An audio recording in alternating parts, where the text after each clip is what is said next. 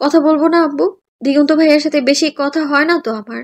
লোকটাকে দেখলেই ভয় করে আমার। ১০ হাত দূরে চলে আসি।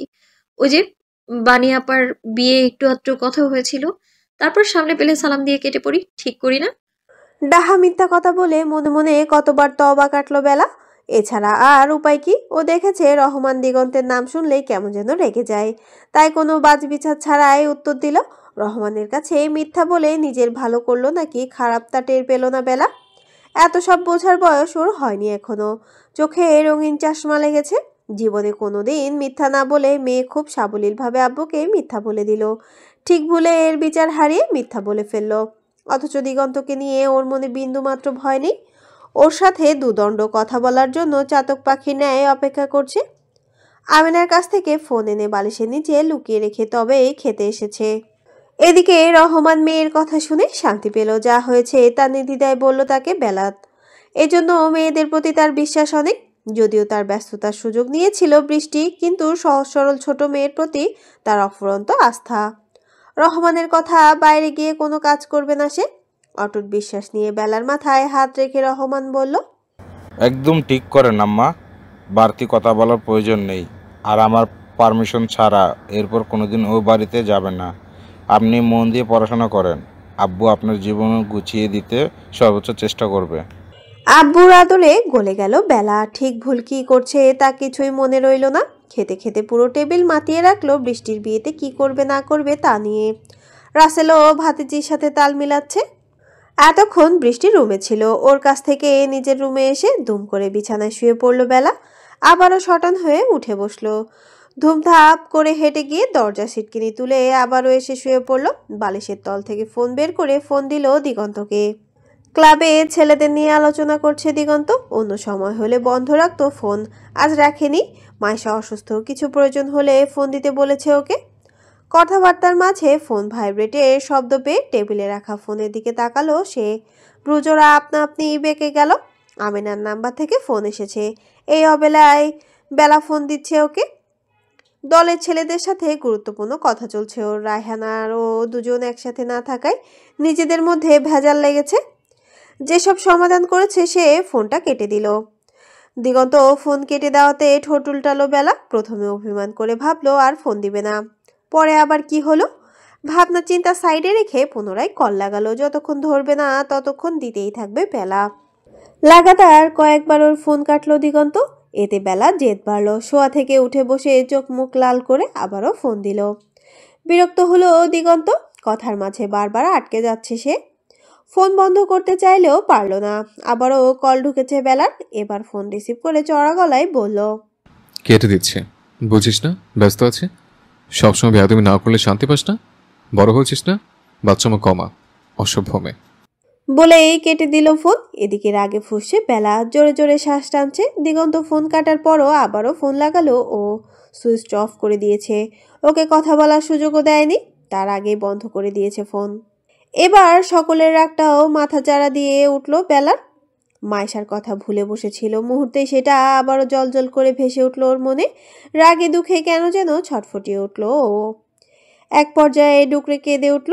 ফোনটা আছাড় মেরে বিছানায় ফেলে রাখলো। টেবিলের কাছে গিয়ে ড্রয়ার টেনে হিঁচড়ে খুললো। সেখান থেকে লুকিয়ে রাখা রিংগুলো সব বের করে জানালা দিয়ে ছুঁড়ে মারলো বাইরে। একের পর এক শ্বাস টানছে বেলা, মাথা ঘুরছে ওর। রাগে দাঁতে দাঁত পিষছে। দিগন্ত কোনো কথা বলল না ওর সাথে। এটা ভাবলেই যেতে মাথা চুল টানতে ইচ্ছে করছে ওর।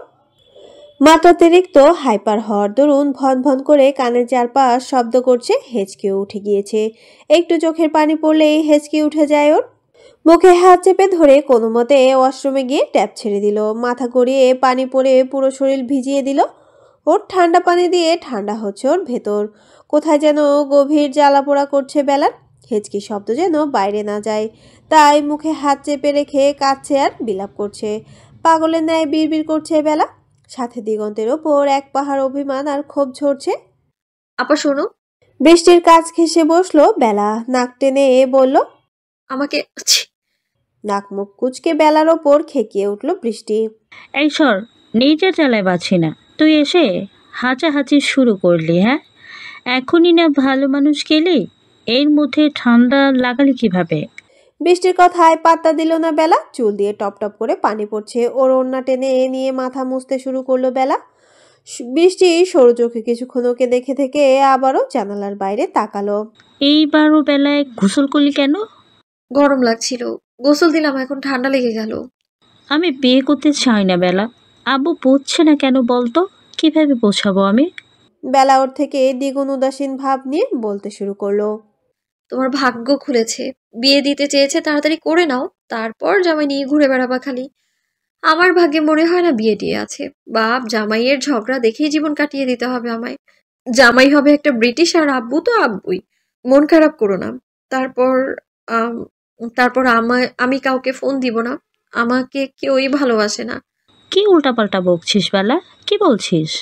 হুট করে কি মনে করে বেলার কপালে হাত রাখলো বৃষ্টি। তৎক্ষণাৎ চমকে উঠলো। বেলা শরীর কিছুটা গরম হয়ে আছে, জ্বর আসছে।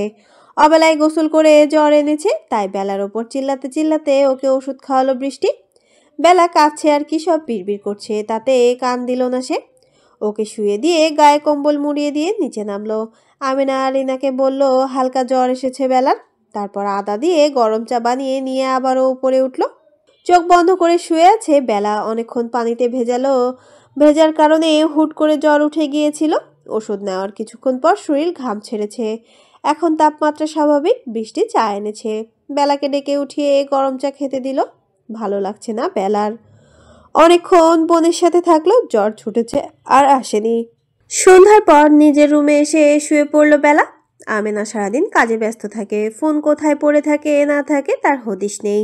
বেলা ফোনটা আর রেখে আসেনি, বালিশ থেকে ফোন টেনে এনে দিগন্তের নাম্বারের দিকে কিছুক্ষণ তাকিয়ে থাকলো। তখন ওভাবে ধমকিয়ে তারপর আর ফোন দেয়নি দেখে রাগের ওপর আরেক দফা রাগ জমা হলো। শেষমেশ দিগন্তের নাম্বার ব্লক করে দিয়ে ঘুমানোর চেষ্টা করলো। শরীর বেশি ভালো না থাকায় সহজেই ঘুম ধরা দিল চোখে। ঢাকা চলে এসেছে রায়হান। সারাদিন রাইড করে শরীর ক্লান্ত হয়ে আছে, ঘুমও ধরছে ভীষণ। মাথা টনটন করছে ব্যথায়। রাস্তায় যানজট কম দেখে একটু জোরে ছেড়েছে বাইক।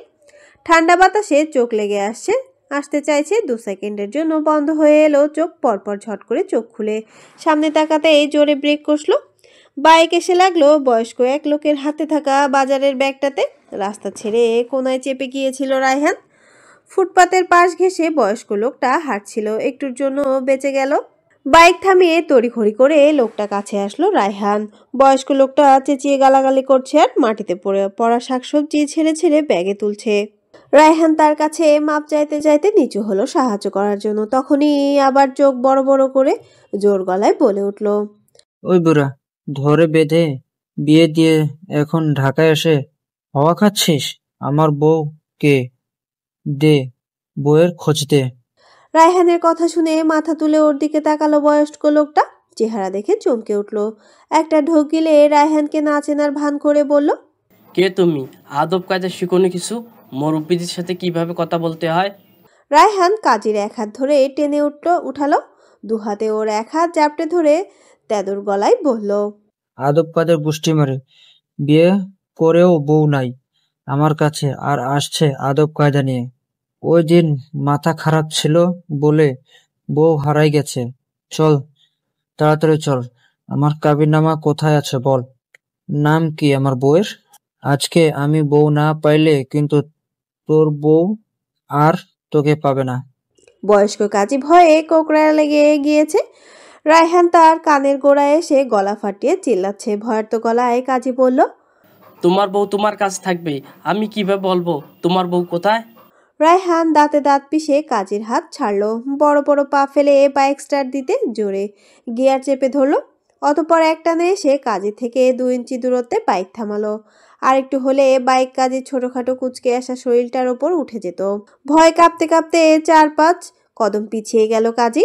রায়হানকে বারবার মানা করছে, সে পিছাচ্ছে সে। এদিকে কাজী যতবার পিছাচ্ছে রায়হান বাইক নিয়ে ততবার তার দিকে ধেয়ে আসছে। আমাকে ছেড়ে দাও, আমি চিনি না তোমাকে। তুমি কি বলছো? আমি কিছু বুঝতে পারছি না বাবা। আবার আবার মিথ্যা বলছিস বুইড়া বেটা। যখন ধরে বেঁধে বিয়ে দিয়েছিলি তখন না খুব দাপট দেখালি, এখন আর আমাকে চিনতে পারছিস না তাই না? আমার বউয়ের নাম বল, না হলে দিলাম তোর উপরে গাড়ি উঠায়। বলে আবারও একটানে কাজের পায়ের কাছাকাছি এসে বাইক থামালো রায়হান। ভয়ে থরথরিয়ে কাঁপছে কাজের হাঁটু জোড়া, কপাল বেয়ে টুপটাপ করে ঘাম ঝরছে। এ কোন পাগলের পাল্লায় পড়লো সে? বউ না পেয়ে ছেলের মাথা পুরো খারাপ হয়ে গিয়েছে, কেমন খ্যাপা ষাঁড়ের মতো ফোঁস করছে। এখনো চুপ করে আছিস? তোর বেঁচে থাকার ইচ্ছে নেই বুঝেছি। ইস, তখনই তোর ওপর উঠিয়ে দিত হতো বাইক। বুইড়া খাটাস। থাক, তোকে আর নাম বলতে হবে না। আমি তোর ওপর গাড়ি উঠাচ্ছি, থাম। বলেই রায়হান কষে গাড়ির গিয়ার চেপে ধরলো। জোরে শব্দ হচ্ছে বাইক। ভয়ে কাদো কাদো অবস্থা কাজের। রায়হানের মায়া হলো না তাতে, বাইক ছেড়ে দিল। নিজের দিকে বাইক তেড়ে আসতে দেখে বয়স্ক লোকটা জান প্রাণ ছেড়ে চেঁচিয়ে উঠল, ও আল্লাহ গো, বলছি বলছি। কাজের ঠিক সামনে থেকে বাইক ঘুরিয়ে বাম পাশে নিল রায়হান। রাগী চোখে তাকিয়ে বলল, বল তাড়াতাড়ি নাম বল। থরথরিয়ে পুরো শরীর কাঁপছে কাজের, গলা শুকিয়ে গিয়েছে। বহু কষ্টে শুকনো ঢোক চেপে বলল, মা মা মা। আবারও চেঁচিয়ে উঠল রায়হান। মামা করে তোতলাস না, এত ধৈর্য আমার নাই। নাম বল, নাম। ধমক খেয়ে কাজী ফট করে বলে উঠল, মাইশা। চোখ বন্ধ করে একটা বড় শ্বাস টানলো রায়হান। বুকের কোথায় জানি শান্তি পেল। আবার চোখ খুলে কাজের দিকে তাকিয়ে প্রশ্ন ছুড়ল, বুড়া বেটা পুরা নাম মনে রাখছে, আবার নাটক মারায় আমার সাথে। এই, তুই না আমাকে চিনিস না? তাহলে আমার বউয়ের নাম কিভাবে মনে থাকে? ফাজলামি মারাও আমার সাথে, হ্যাঁ?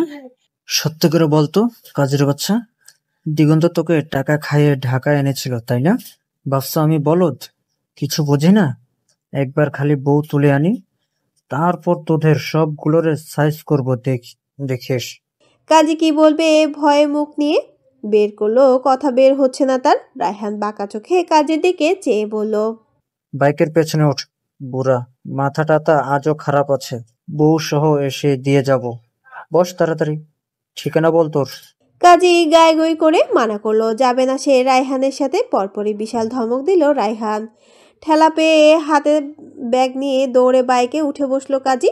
অতঃপর তার বলা জায়গায় এসে থামলো রায়হান।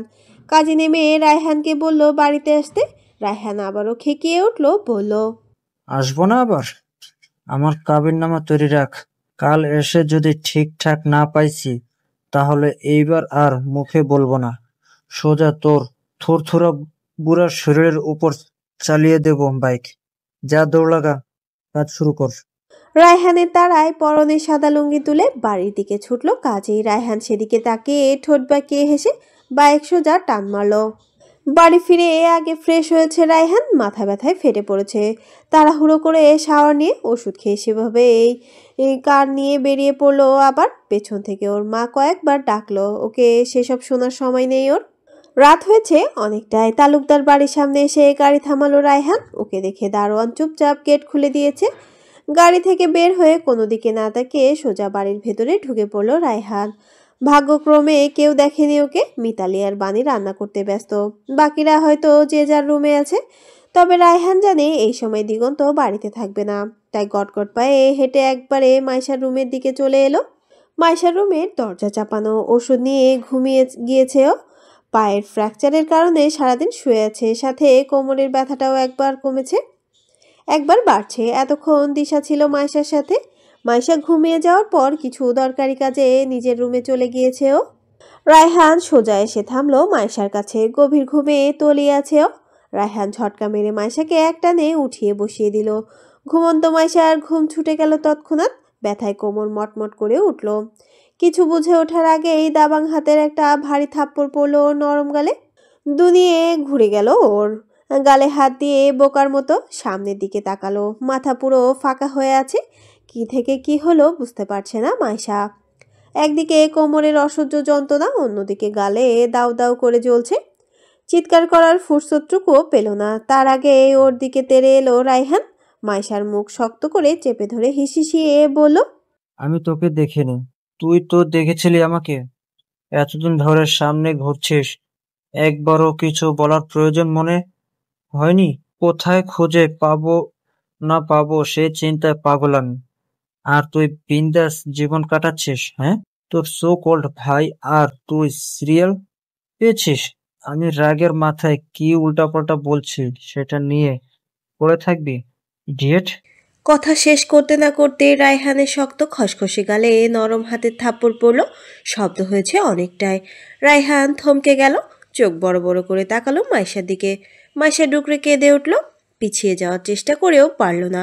কোমরের অংশটুকু অবশ্য অবশ হয়ে এসেছে। তড়িঘড়ি করে পাশ হাতড়ালো, বালিশের পাশে রাখা অন্যটা তুলে শরীরে জোড়ালো। খুব মিশ্রিত গলায় চেঁচিয়ে উঠল, কাপুরুষের মতো পালিয়ে গিয়ে জবাবদিহিতা চাইতে লজ্জা লাগে না? চলে যান চোখের সামনে থেকে। একে তো মাইশা ওর গায়ে হাত তুলেছে, তার উপর আবার কাপুরুষ বলাতে আঘাতে আতে ঘা লাগায় রায়হানের। অপমানে মাথা শিরা উপশিরা তপতপ করে জ্বলে উঠল। রাগে হ্যাচকা টান মেরে মাইশাকে নিজের সাথে চেপে ধরল, দাঁতে দাঁত পিষে গর্জে উঠে বলল, হাত মুখ দুটোই খুব চলছে, আরেকবার এর সাহস দেখালে আগুন লাগিয়ে দেব হাতে। কাপুরুষ আমি? হ্যাঁ, আমাকে কাপুরুষ বলছিস? ইডিয়েট। তোর আমার বিয়ের সানাই বাজিয়ে হয়েছিল। পরিবেশ পরিস্থিতি মানসিকতা একদম কাপড় খুলে নাচার মতো ছিল। হ্যাঁ, নাচতে নাচতে বউ এনে বাসর করতাম, তাই না? রায়হানের এক হাত মাইশার কোমরে হালকাভাবে ধরেছে, কিন্তু পুরনো ব্যথা জায়গায় নতুন করে রায়হানের হাত পড়ায় জান বেরিয়ে আসতে চাইছে মাইশার। ব্যথায় চোখ মুখ খিচিয়ে নিয়েছে, সহ্য করতে না পেরে মুখ থেকে বেরিয়ে এলো ব্যথাতুর আওয়াজ, আহ! পরক্ষণেই কিভাবে যেন আপনা আপনি হাত উঠে গেল রায়হানের ওপর। মাথার পরে নিজেই চমকে উঠল মাইশা। মুখে হাত চেপে দু হাত পাশে না ভঙ্গিতে মাথা নাড়িয়ে ঝরঝর করে কেঁদে দিল। মাথা ব্যথার মধ্যে মাইশার কাজ দেখে রাগ নিয়ন্ত্রণের বাইরে চলে যাচ্ছে রায়হানের। চোখ বন্ধ করে লম্বা শ্বাস টেনে নিজেকে শান্ত করলো। একবার রেগে উল্টাপাল্টা বকে বউ হারিয়েছে, আবার একই কাজ করে চরের ওপর চর খেলো। রাগ ওর কপালের বিপরীতে চলে। ঝট করে চোখ খুলে মাইশাকে ছেড়ে উল্টো দিকে হাঁটা ধরল রায়হান। ওকে যেতে দেখে হাঁপ ছেড়ে বাঁচল মাইশা। কোমরে হাত চেপে ধরে বেডের সাথে হেলান দেওয়ার আগে খট করে শব্দ হলো। চোখের সামনের দিক ফেরাতেই দেখলো দরজার সিটকিনি তুলে ওর দিকে এগিয়ে আসছে রায়হান। মাইশা চরম বিস্ময় নিয়ে ভয়ার্ত গলায় বলল, দরজা লাগালেন কেন? চলে যান প্লিজ। রায়হান সোজা এসে মাইশার পাশে শুয়ে পড়ল। চোখ বুজে কিছুক্ষণ নীরবে শুয়ে থাকলো। মাইশা বড় বড় দম ফেলে বারবার বকছে ওকে চলে যেতে, তাতে বিন্দুমাত্র পাত্তা নেই রায়হানের। এক পর্যায়ে মাইশাকে ছো মেরে দুহাতে পেঁচিয়ে ধরে বুকের মাঝে নিল রায়হান। ছটফটিয়ে উঠল মাইশা, দুহাত দিয়ে রায়হানকে দূরে সরাতে চাইলেও পারল না। রায়হানের পুরুষালী শক্তির কাছে ও নিতান্তই চুনোপুটি। ছাড়ানোর চেষ্টা করতে করতে বলল, ছাড়েন, ছাড়েন বলছি। কিসের জোর দেখাচ্ছেন? কোনো সম্পর্ক নাই আমাদের, প্লিজ ছাড়েন। কেউ দেখলে। রায়হান মাইশাকে শক্ত করে জড়িয়ে ধরল, নড়াচড়া করার স্পেস দিল না। শরীর শক্ত হয়ে গেল মাইশার। এত কাছ থেকে পুরুষালের স্পর্শে দম আটকে এলো। কাউকে ডাকবে, কিন্তু শরীরের যন্ত্রণায় গলা দিয়ে আওয়াজও আসছে না। নাজেহাল হয়ে পড়ল, না পারছে নড়ানড়ি করতে, আর না পারছে ছুটে রুম থেকে বেরিয়ে যেতে। কোমর পা দুটোই অচল। ফুপিয়ে উঠে আটকে আসা গলায় বলল, প্লিজ চলে যান, ছেড়ে দেন আমাকে, আমি মানি না। হুশ! বলে মাইশার কোমরে আলতো হাতে মালিশ করতে করতে বলল, ব্যথা না, ঘুমাও। পুরো দুনিয়া আন্দোলন করে মরে গেল ছোটখাটো নাদোষ নুদোষ অসুস্থ বউ ছেড়ে আমি এখন কোথাও যাব না। কেঁদে লাভ নেই, চুপচাপ ঘুমাও। বা খাড়া হয়ে পড়ল মাইশা। কোমরে পুরুষালী হাতের বিচরণে শরীরে কাটা দিয়ে উঠল। নিঃশ্বাস ভারী হয়ে এসেছে। এদিকে ওষুধের সাথে ঘুমের ওষুধ থাকার কারণে শরীর অসাড় হয়ে আসছে, মাথা ভার হয়ে আসছে। টেনেও চোখ খুলে রাখতে ব্যর্থ হচ্ছে। অবশেষে মাত্রাতিরিক্ত অসহায় হয়ে শরীরের ভর ছেড়ে দিল মাইশা। বাঁকা হেসে মাইশাকে ভালোভাবে আগলে নিল রায়হান। মাথা বুকের সাথে চেপে ধরে প্রশান্তির ঘুম দিল। সারাদিন রায়হানের দেখা না পেয়ে চিন্তায় পড়ল দিগন্ত। ফোনও বন্ধ। একজন গিয়েছিল ওর বাড়িতে, সেখানেও নেই। না ক্লাবে এসেছে, না টঙে। সকাল থেকে হাওয়া। ফোন বের করে আবারও রায়হানকে ফোন দিতে চাইল দিগন্ত। কাজের নম্বর থেকে মিসড কল দেখে ভ্রু কুটালো। ফোন ব্যাক করতেই কাজী রিসিভ করে বলা ধরলো, ও আল্লাহ গো, পাগলের পাল্লায় পড়ছিলাম, মেরেই ফেলছিল আমাকে। কাজের চিল্লানি শুনে দিগন্ত কান থেকে একটু দূরে সরিয়ে নিল ফোন। গম্ভীর স্বরে বলল, কি সমস্যা? একদমে সব ঘটনা বলে থামলো গাজী, ভয়ার্ত গলায় বলল। সব শুনে দিগন্তের চোয়াল শক্ত হয়ে গেল। দাঁতে দাঁত চেপে কাজীকে ধমকেও বলে উঠল। ও ভয় দেখালো আর আপনি বলে দিলেন? শালা, কোনো কাজের না, রাখেন। বলে ফোন কেটে দিল দিগন্ত। পরপরই আমিনার নম্বর থেকে ফোন এলো ওর কাছে। সন্ধ্যা থেকে নাগারে ফোন দিয়েছে বেলাকে, পায়নি, ব্লক করে রেখেছিল। এখন এমন সময় ফোন দিল, সে সময় দিগন্তের মেজাজ ভালো নেই। ধরতে না চেয়েও ধরলো, কানে ঠেকিয়ে বলল, কি বলবি, তাড়াতাড়ি বল, কাজ আছে। অপর পাশ থেকে কিছু না বলে খট করে লাইন বিচ্ছিন্ন করলো বেলা। সরু চোখে ফোনের দিকে তাকালো দিগন্ত। আবারও কল দিল, নম্বর বন্ধ। এভাবে কয়েকবার দেওয়ার পর বুঝলো ব্লক করেছে আবার। ব্যাস, দিগন্তের সব রাগ এখন বেলার ওপর গিয়ে পড়ল। বাইকের চাকায় জোরে লাথি মেরে ফুসতে ফুসতে বলল, কত বড় বেয়াদব! আমাকে, এই দিগন্ত তালুকদারকে ব্লকে রাখে! নাতানের বাচ্চা, সাহস দেখে আমাকে থাপড়াইলেও মনে রাগ মেটে না। অসভ্য মেয়ে মানুষ। সোজা বাড়িতে চলে এলো দিগন্ত। মাইশার রুমে এসে দেখলো ভেতর থেকে দরজা বন্ধ। মিতালি বলল দিশা লাগিয়ে দিয়ে ঘুমিয়েছে হয়তো। দিশা আছে শুনে দিগন্ত বেশ গম্ভীর ভাবলো না। রুমে এসে ফ্রেশ না হয়ে শুয়ে পড়লো। গতরাতে ঘুম হয়নি, আবার সারাদিন ক্লাবে কাজ করতে হয়েছে, শরীর কোলাচ্ছে না আর। এদিকে দিশা রুমে এসে কখন ঘুমিয়ে পড়েছে টের পায়নি। মিতালি মাইশার দেখার জন্য কয়েকবার ডাকলো, সাড়া না পেয়ে ভাবলো দুজনে ঘুমিয়ে গিয়েছে, তাই বাণীকে রুমে যেতে বলে নিজেও চলে গেল। সকাল হয়েছে কিছুক্ষণ আগে। ফোন স্ক্রল করতে করতে রুম থেকে বের হচ্ছে দিগন্ত। দিশার রুমের সামনে এসে দাঁড়িয়ে পড়লো। রুমের ভেতর চোখ যেতেই ভ্রুজোড়ায় গাঢ় ভাঁজ পড়ল। মাত্র ঘুম ভেঙেছে দিশার। উঠে বসে এলোমেলো বড় বড় হাই টানছে, চোখ খুলছে আবার বন্ধ করছে। দিগন্ত ওর সামনে এসে দাঁড়ালো, ভারী গলায় বলল, এখানে কখন এসছিস? মাইশা উঠেছে?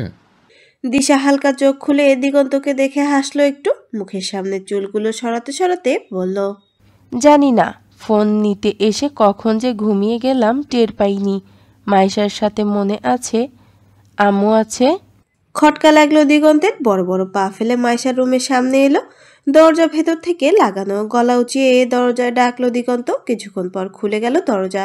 সামনের মানুষকে দেখে চোখে মুখে আধার নেমে এলো দিগন্তের। থমথমে গলায় বলল, ছাদে আয়, ছাদে আয়। বলে চলে গেল।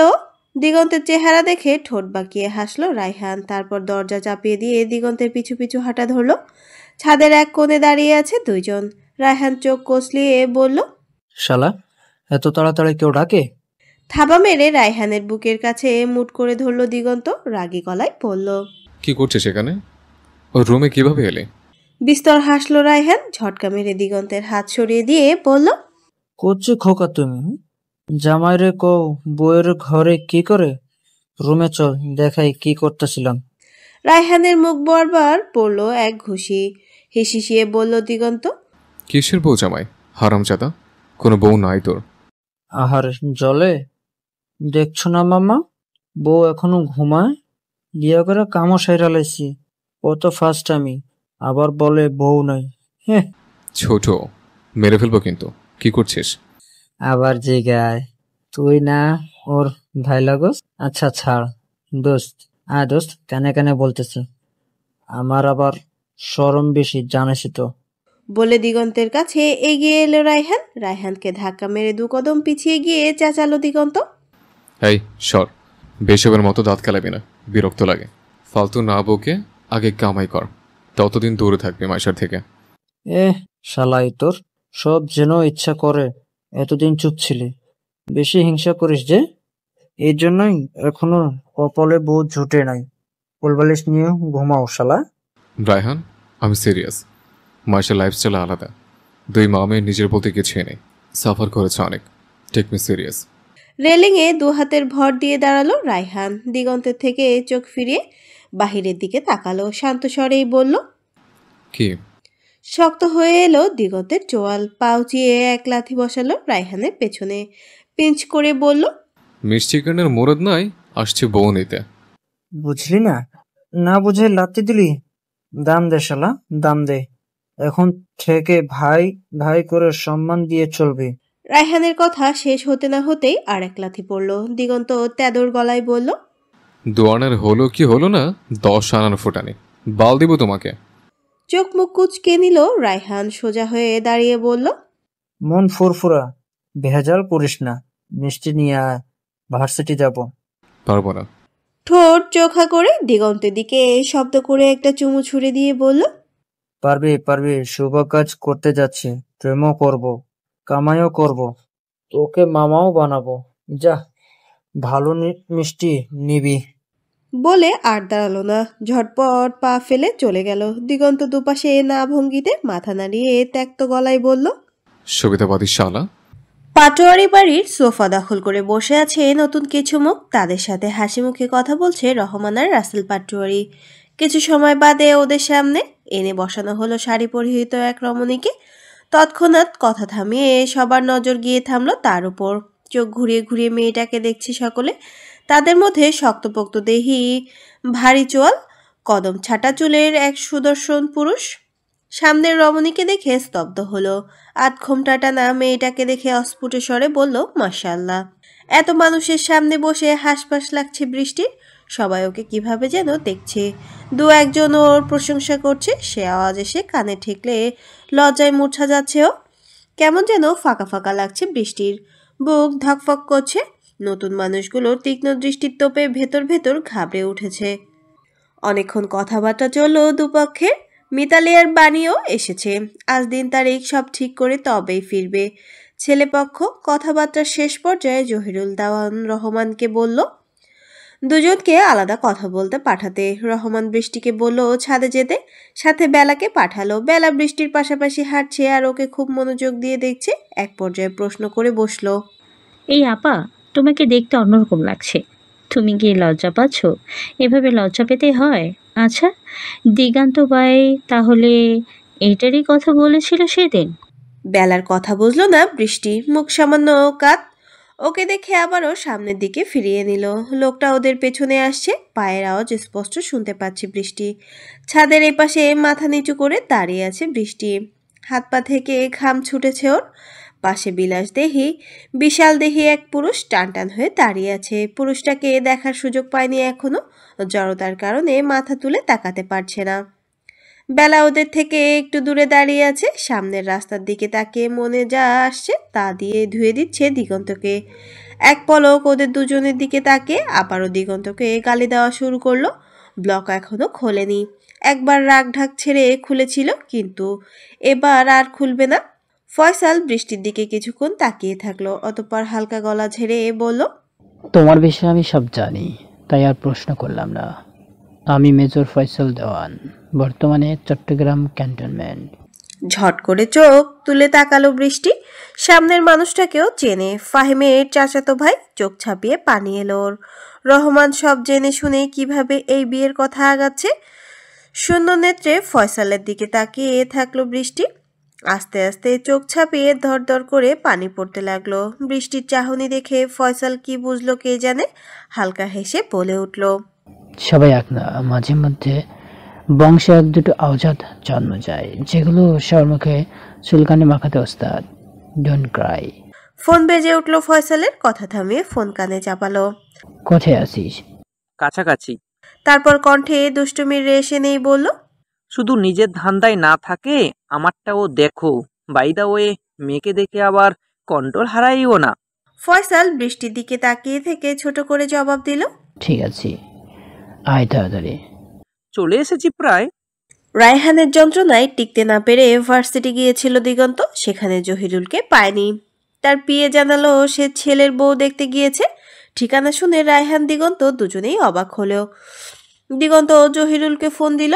দিগন্তের ফোন পেয়ে জহিরুল আমোদ গলায় ওদের সেখানেই ডেকে বসলো। প্রথমে যেতে না চাইলেও রায়হানের খোঁচাখুচি আর বেলাকে দেখার লোভে পড়ে পাটোয়ারি বাড়ি যাওয়ার জন্য রাজি হলো দিগন্ত। মিতালি ওকে বলেছিল আজ ও বাড়িতে যাবে, কিন্তু কেন যাবে তা শোনেনি দিগন্ত। ফয়সাল আর বৃষ্টির বিয়ের কথা চলছে সেটা ওর মাথা থেকে বেরিয়ে গিয়েছিল। জানতো দিগন্ত, কিন্তু ভুলে বসেছিল। ভেতরে ভেতরে রহমানের ওপর কয়েক দফা হাসলো। পাটোয়ারি বাড়ির সব দরজার সামনে পৌঁছেই রাগে চোয়াল শক্ত হয়ে এলো দিগন্তের। চোখ জোড়া থেকে অসম্ভব ক্রোধ বের হচ্ছে। চোখ বন্ধ করে হাত শক্ত করে মুষ্টিবদ্ধ করে নিল। ফলে রগগুলো টান টান হয়ে ফুলে উঠল। পুনরায় সামনের দিকে তাকালো। ব্যাস পুরো অন্তরাত্মা জ্বলন্ত আগুনের মতো জ্বলে উঠল। তারপর সেখান থেকে দৃষ্টি ঘুরিয়ে নিয়ে বাইক ছেড়ে চলে গেল। রায়হান হতবম্বের ন্যায় একবার সামনের দিকে তাকিয়ে পরক্ষণে আবার দিগন্তের পিছে পিছে ছুটল। সামনের রমণীর দিকে এক দৃষ্টিতে তাকিয়ে আছে ফাহাদ। কতগুলো দিন পর এত কাছ থেকে দেখছে বেলাকে।